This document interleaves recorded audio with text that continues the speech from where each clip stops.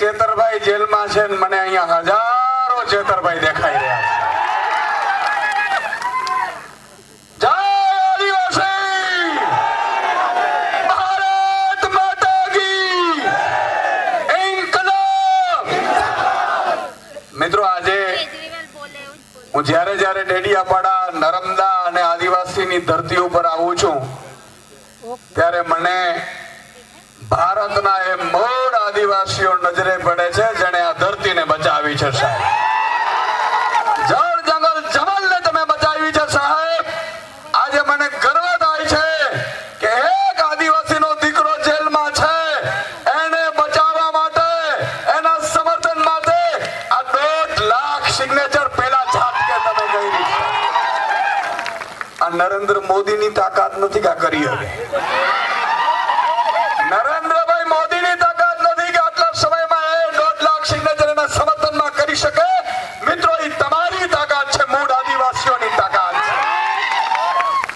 સાહેબ, મને એક વિડીયો જોયો હમણાં 4 દિવસ પહેલા, તમે જોયો હશે, પંજાબમાંથી.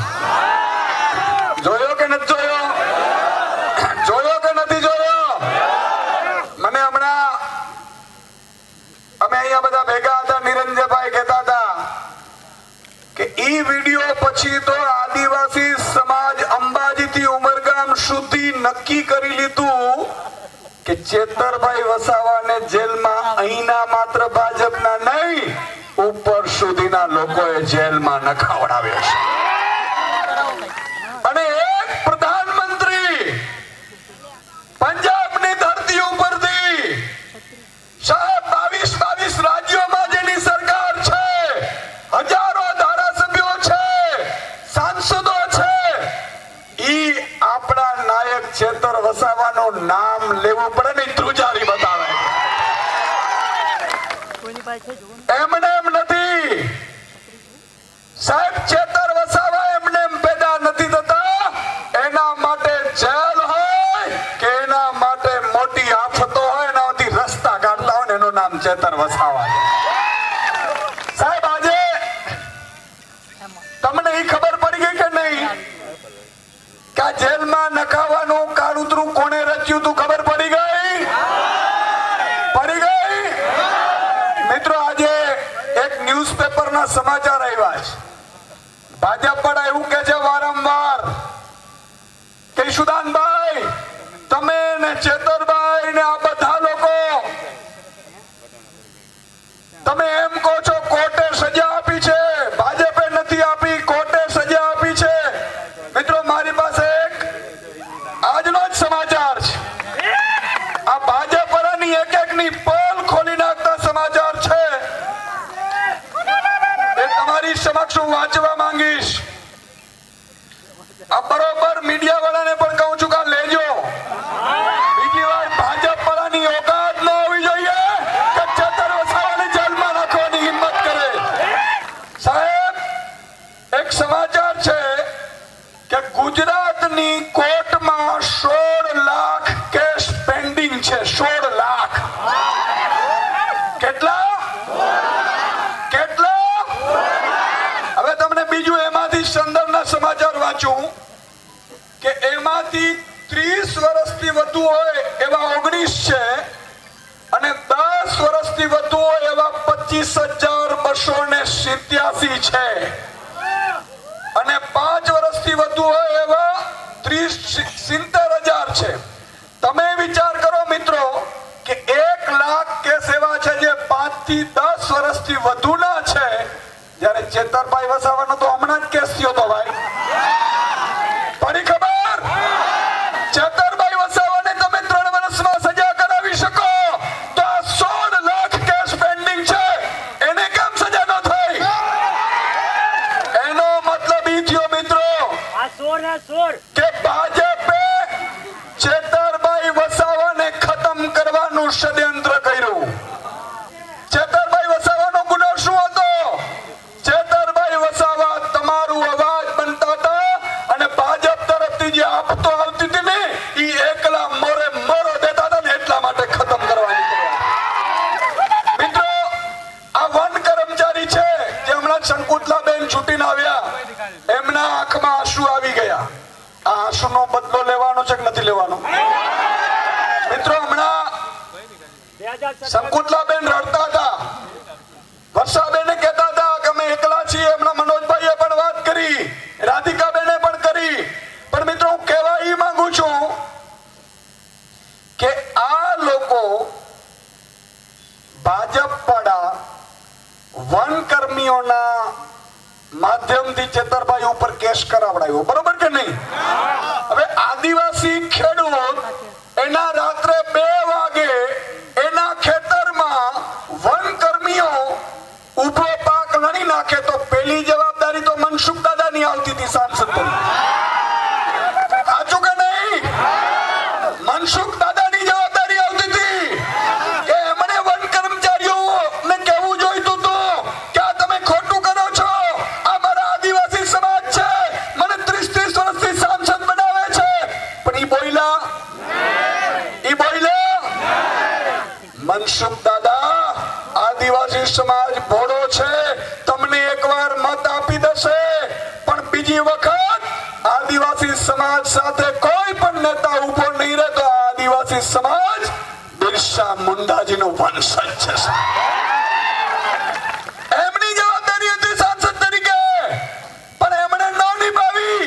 તો મિત્રો તમારા નેતા મર્દનો ફાડ્યો ચેતર વસાવાએ કીધું કે હું તમારી સાથે ઉભો છું, અને એમણે સમાધાન કરાવડાવ્યા. એમણે વન કર્મચારીઓને ધારાસભ્ય તરીકે કીધું કે આ તમે ખોટું કરો છો. મિત્રો આજે મને ગર્વ થાય છે કે સાહેબ ધારાસભ્ય, સાંસદ કે મંત્રી કે મુખ્યમંત્રીની જવાબદારીઓ શું હોય? એ જવાબદારીઓ એ હોય છે કે એમણે પ્રજાના હિત માટે કામ કરવાનું હોય છે, દલાલીઓ કરવા માટે નહીં. આજે ભાજપના કેટલા સાંસદો છે મિત્રો? હું અહીંથી કહેવા માંગુ છું કે વલસાડના સાંસદે ચેતરભાઈ વસાવાને લઈને નિવેદન કર્યું છે. કર્યું છે કે નથી કર્યું? મિત્રો તમે એક ફોન કરજો વલસાડના આદિવાસી સમાજમાં, ઉમરગામ, પારડી, કપરાડા, ધરમપુર, વલસાડ, આ બધે તમે ફોન કરીને કહેજો કે આપણા ચેતરભાઈ વસાવાની સામે આ ધવલ પટેલે નિવેદન કર્યું છે. આવતી ચૂંટણીમાં ધવલ પટેલ જીતવો ન જોઈએ સાહેબ. આ કરવું જોઈએ કે ના કરવું જોઈએ? એકતા બતાવી જોઈએ કે ન બતાવી જોઈએ? મિત્રો એટલા માટે કે આદિવાસી સમાજ માટે બોલી નથી શકતા, એ ભાજપની પીપોડી થઈ ગયા છે. આજે ગણપત વસાવા છે, આટલા સમયથી મંત્રી રહ્યા. ગણપતભાઈએ ક્યારે જળ જંગલ જમીનનો મુદ્દો ઉઠાવ્યો હોય તો મને કયો સાહેબ? 73 જમીનના મુદ્દા ઉઠાવ્યો હોય તો કયો? આદિવાસી સમાજ 30 વર્ષથી પછાત છે મિત્રો, આ ભાજપના કારણે.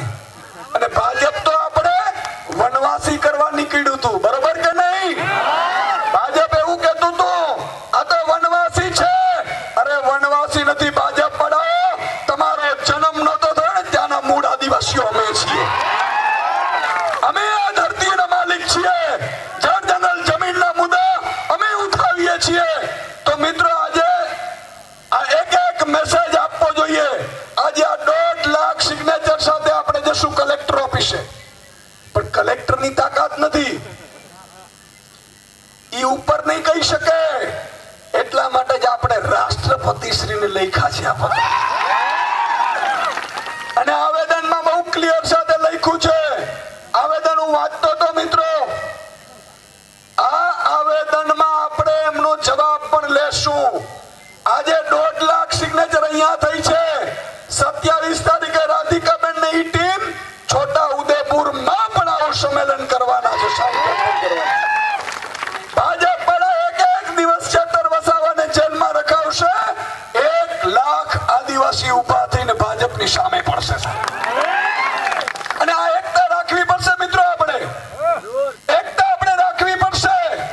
જો આપણે એકતા નહીં રાખીએ તો આ લોકો હવે જળ જંગલ જમીન તો ઠીક, આદિવાસી સમાજને ભાજપ રેવા પણ નહીં દે. આ આપણી અસ્તિત્વની લડાઈ છે સાહેબ. અને ભાજપને ખબર હોવી જોઈએ, અને ખબર પડવી જોઈએ કે ભગવાન બિરસા મુંડા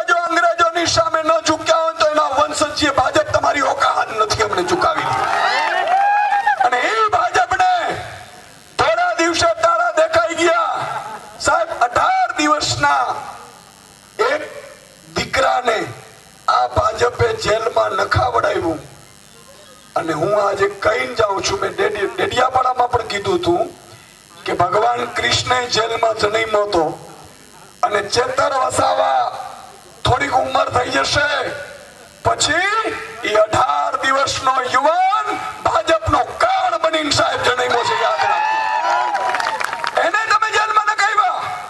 જેનો ગુનો શું હતો હજી તો એને ખબર નહોતી કે આને રોટલી કહેવાય, આને મામો કહેવાય, આને કાકો કહેવાય, આને ભાજપિયાઓ કહેવાય, આ ખબર પણ નહોતી. પણ ભાજપિયાઓને કહેવા માંગુ છું મિત્રો, અને એક પંક્તિ સાથે મારું આપણે પૂરું કરીશું. બાકી આપણે નંદ રાજા નંદબીલ ને ત્યાં ફુલાર કરી અને પછી કલેક્ટર ઓફિસે આપણે આવેદન આપીશું. આપણે સૌએ સાથે જોડાવાનું છે, એક લાઈનમાં આપણે જાશું. પણ એક પંક્તિ મારે કહેવાની છે ભાજપિયાઓને, બરોબર તમારે પણ પછી એને કહેવાની છે રીલ બનાવીને, લશ્કર ભી तुम्हारा है सरदार भी तुम्हारा है, लश्कर भी तुम्हारा है सरदार भी तुम्हारा है, तुम झूठ को सच लिख दो ये अखबार भी तुम्हारा है. इस दौर का फरियादी जाए तो कहां जाए, इस दौर का फरियादी जाए तो कहां जाए, कानून भी तुम्हारा है दरबार भी तुम्हारा है. सूरज की तपन तुमसे बर्दाश्त नहीं होती, सूरज की तपन तुमसे बर्दाश्त नहीं होती, एक मीम के पुतले का किरदार तुम्हारा है, किरदार भी तुम्हारा है. આજે આદિવાસી સમાજે એકતા બતાવી છે મિત્રો. અત્યાર સુધી મને યાદ નથી કે કોઈ નેતાના સમર્થનમાં 1.5 લાખ સિગ્નેચર થયો હોય, પણ હવે આ સિગ્નેચર ધીરે ધીરે 10 લાખ સુધી પહોંચાડવાની છે.